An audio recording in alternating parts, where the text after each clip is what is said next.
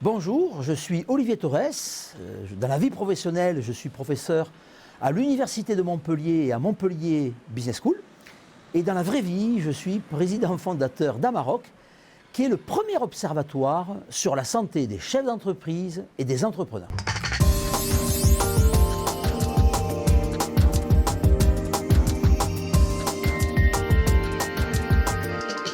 Il y a plus de statistiques sur la santé des baleines bleues que des entrepreneurs. Ça paraît incroyable, mais l'Observatoire Amaroc s'est emparé de cette injustice pour produire les premières statistiques sur la santé des entrepreneurs, des travailleurs non salariés, les commerçants, les artisans, les agriculteurs, les professions libérales, les auto-entrepreneurs. Tout ce monde-là en France représente 3 millions de personnes qui sont à l'origine de nos 3 millions de PME et qui créent au total 10 millions d'emplois.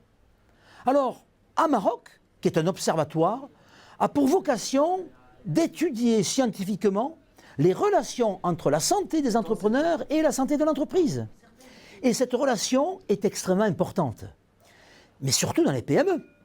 Quand Steve Jobs est mort, numéro 1 d'Apple, l'action a perdu moins de 1%.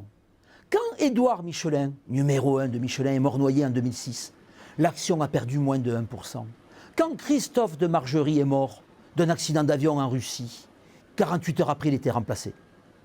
Alors que dans une PME, si le numéro 1 dirigeant ou dirigeante meurt, c'est immédiatement un risque de dépôt de bilan. Eh bien, en France, plus la taille est petite, et paradoxalement, plus la santé est importante, et moins on a de connaissances de ces hommes et de ces femmes dans leur rapport au travail. C'est la raison pour laquelle l'Observatoire Amaroc, depuis plusieurs années, suit des cohortes de plusieurs centaines de chefs d'entreprise que nous interrogeons régulièrement sur le travail, sur la santé. Et les grands résultats que nous montrons, c'est qu'entreprendre, c'est bon pour la santé, mais attention, si la santé est meilleure, elle est plus risquée.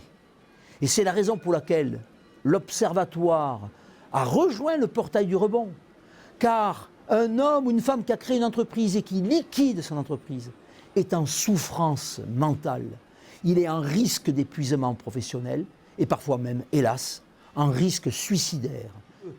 En se préoccupant de la santé de ces hommes et de ces femmes qui sont en souffrance, on permettra aussi de créer les conditions du rebond. Si je devais résumer en une phrase, je dirais que le rebond, c'est bon pour la santé.